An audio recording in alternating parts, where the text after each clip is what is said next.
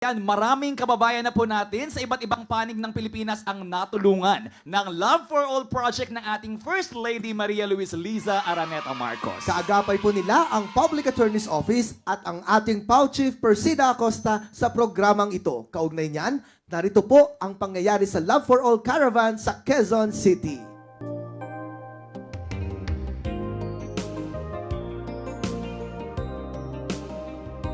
Kung hindi tayo, sino pa nga ba?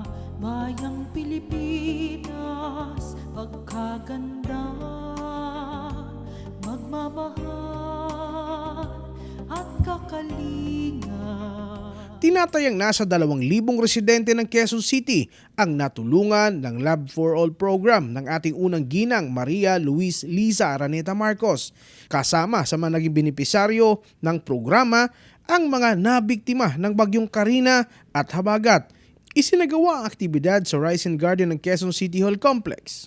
So itong programa na to na Love for All, it's a way for us to show our love for the Filipino people.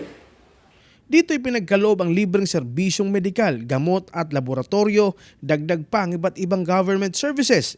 Suportado din ng ating butihing punong manananggol pambayan PAO Chief Persida Acosta ang programang ito, kaya naman makikita na may sariling booth ang Public Attorney's Office o PAO kung saan handa silang magkaloob ng free legal assistance sa ating mga kababayan na nangangailangan ng payong legal o solusyon sa kanilang mga suliraning legal. Nung nag-start ho kami, I think 3 agency lang kami. Ngayon, nandito ang PAO, nandito yung PhilHealth, nandyan si CHED, of course, DOH.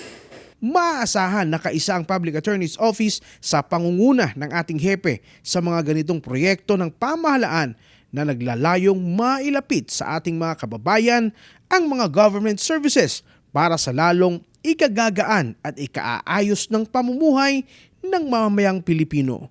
I want to thank all the public and private partners who are here to help us bring services closer to the people.